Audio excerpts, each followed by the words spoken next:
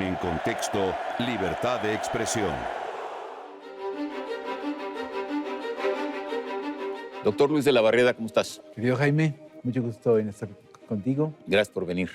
Al contrario. Eres director del Programa de Derechos Humanos de la Universidad Nacional Autónoma de México. Así es. Bueno, en 2014, la Federación Mundial de Fútbol emitió una reprimenda contra la Federación Mexicana de Fútbol porque en los partidos, la porra mexicana, en los partidos del Campeonato Mundial, constantemente le gritaba al portero, espero que no vaya a ser censurado lo que voy a decir, puto, cuando despejaba del área chica, ¿no?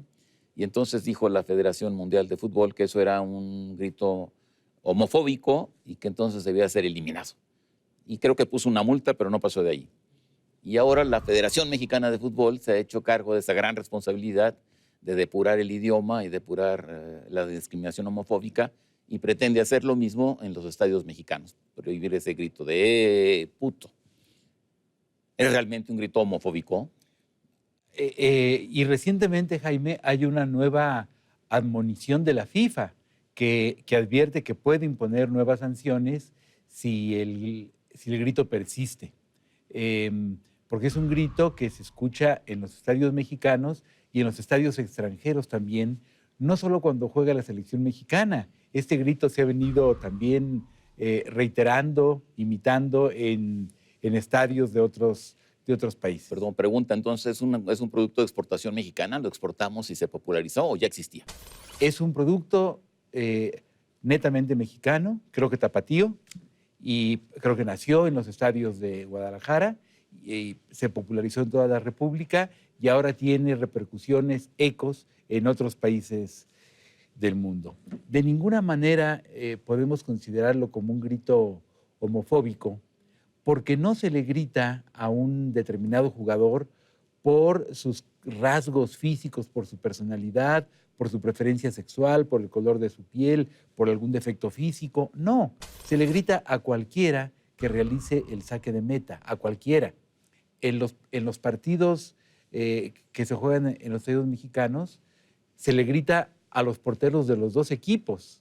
En los equipos que se juegan, en los partidos que se juegan contra equipos extranjeros, claro, se le grita al portero del equipo rival como un grito de guerra que no tiene intención de decirle ni que es homosexual o gay, ni que es prostituto, sino simplemente que es el portero de la escuadra rival. Eso es todo.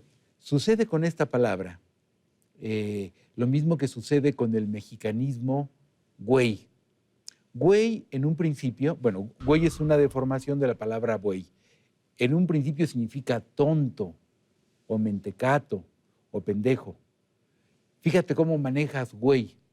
Pero más adelante cambia el significado y entonces se convierte en algo así como un sinónimo de amigo, de cuate o del mexicanísimo mano. Así es. Uno escucha a dos jóvenes platicar y dice, ¿qué tal, güey? Además, esta palabra la repiten de una manera verdaderamente frecuente. ¿Cómo estás, güey? Fíjate que no pude ir al cine, güey, porque me salió un problema, güey, etc.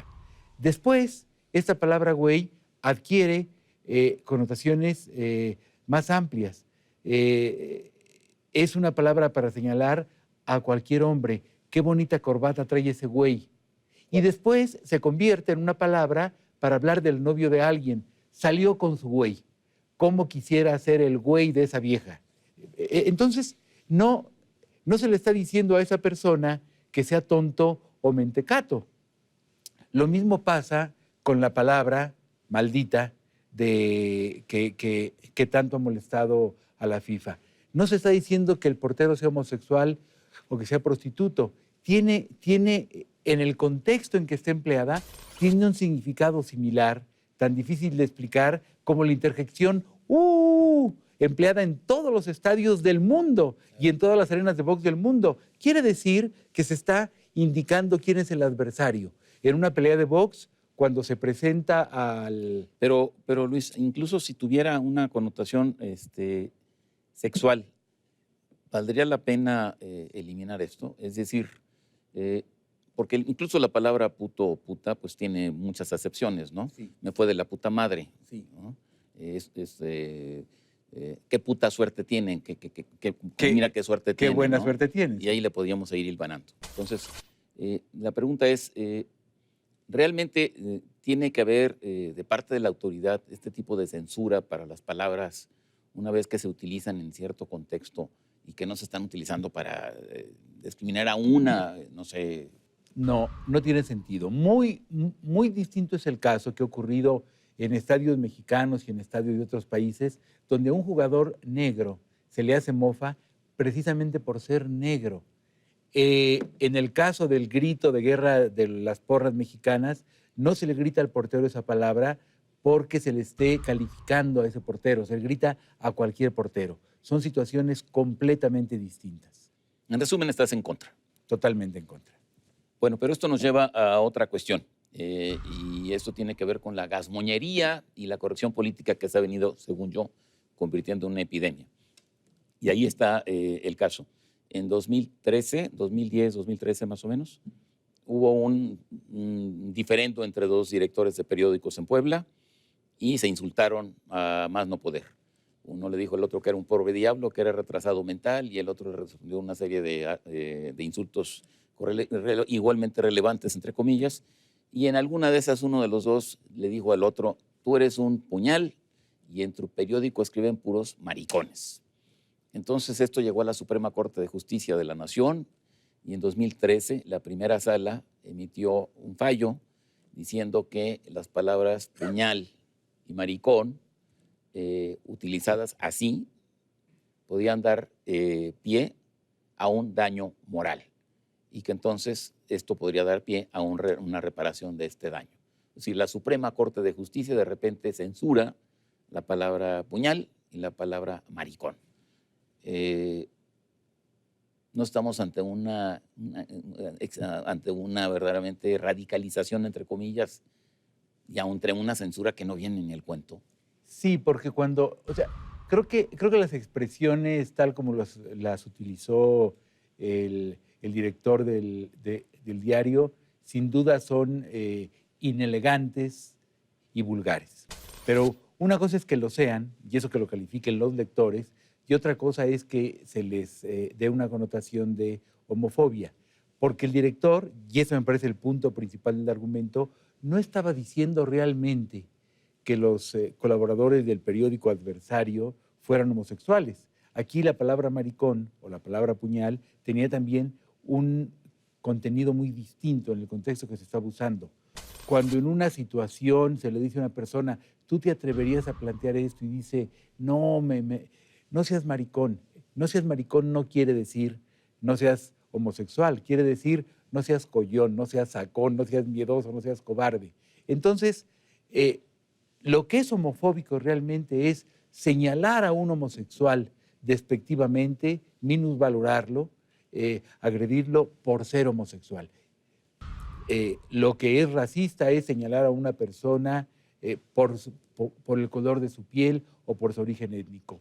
Todo lo demás se utiliza con muy diferentes significados según el contexto en que se dé la expresión. Ahora, el asunto aquí es si efectivamente una instancia como la Suprema Corte de Justicia, en este fallo de la primera sala, realmente está para estar censurando el idioma, ¿no? Porque ese tipo de manifestaciones nos remiten, y ahí sí lo puso por escrito la primera sala, a que, por ejemplo, este tipo de expresiones, no sé, el famoso poema aquel de Paz, donde increpa las palabras y se chillen putas, ¿no? O bueno, estaría, no sé, el libro de García Márquez, ¿cómo se llama? Mis putas viejas, que habla de una... El poema maravilloso de Quevedo, donde dice, puto es el que con putas anda. Bueno, ahí está otro. Entonces, el asunto es que si empezamos a expulgar, ¿dónde vamos a acabar? ¿Vamos a acabar expulgando qué? Vamos a acabar expulgando a Octavio Paz, a Quevedo, a Borges. Hubo un... A García Márquez. En aquel momento, cuando se empieza a objetar la utilización de esta palabra por las porras mexicanas, hubo un cartón maravilloso de nuestro amigo, el genial caricaturista Paco Calderón, donde dice, propongo que en lugar de esa expresión se diga, cébalo, diablo panzón, Aunque entonces el diablo va a decir, ¡bum! Me están diciendo panzón, me voy a quejar. Pero el asunto es que estamos llegando a esa especie de epidemia de corrección política que además a través de los medios de las redes sociales se ha vuelto cada vez más virulenta, ¿no? Y no solamente en expresiones que en un principio, fuera de contexto, o originalmente o en cierto contexto tienen un sentido injurioso, sino que ahora, por ejemplo, si en un auditorio el ponente de una conferencia no dice buenos días a todas y todos, entonces está siendo sexista. Eso ya me parece verdaderamente curioso. Para abonar la tesis que acabas de decir, uno de los grandes progresos que vamos a tener con la Constitución de la Ciudad de México, que será seguramente aprobada, es que comienza correctamente. Dice, las y los ciudadanos tendrán tales y cuales derechos. Eso es verdaderamente ridículo. Así está la Constitución de Venezuela, que en este momento no es precisamente una democracia, ni es un país progresista, ni es un país de respeto a los ciudadanos, pero sí está su Constitución. Entonces, es ilegible. Primero, porque está muy mal redactada, porque técnicamente es bastante pobre. Segundo, porque no se respetan reglas mínimas de sintaxis. Pero tercero, porque todo el tiempo está así. Las diputadas y los diputados, las senadoras y los senadores. Entonces, a la tercera línea uno ya no puede seguir leyendo eso. Ahora, y se nos acaba el tiempo, prácticamente. El asunto aquí es que esta discusión por las palabras tiene una cosa muy de fondo, que es el asunto de la libertad de expresión. Entonces, tiene sentido coartar la libertad de expresión en aras de un supuesto combate a las homofobias o a la discriminación racial. No. Por supuesto que la libertad de expresión tiene límites, es decir, es correcto que se prohíba la calumnia, imputarle falsamente a otro un delito, es correcto que se prohíba la apología de un delito, es correcto que se prohíba la invitación a cometer un delito y es correcto que se prohíba el discurso de odio, que puede ser el preludio de agresiones contra un grupo. Fuera de eso, todo lo demás debe estar amparado por la libertad de expresión. En ese sentido, me voy a permitir hacer una recomendación. En este fallo de la Suprema Corte de Justicia de 2013 hubo un fallo en contra del ministro. Hubo un voto en contra. Hubo dos, pero uno fue el del ministro Cosío Pero Díaz. el de José Ramón Cosío es particularmente interesante. Exactamente, a eso iba. Es un voto que debe ser leído porque es un gran argumento para defender justamente la libertad de expresión en México y en cualquier parte. Así es. Que invoca a John Stuart Mill. Es un voto muy bien argumentado, muy lúcido y que se aleja de cualquier consideración prejuiciada de lo que debe ser la corrección política. Pues con eso terminamos y con puto. Bueno, Luis, pues muchísimas gracias. No me gusta la expresión, defiendo que se emplee, pero yo, por ejemplo, en este 4º aniversario luctuoso de Cervantes, prefería que se dijera, fementido. Con eso terminamos. No se pierda en contexto la próxima semana. Buenas noches.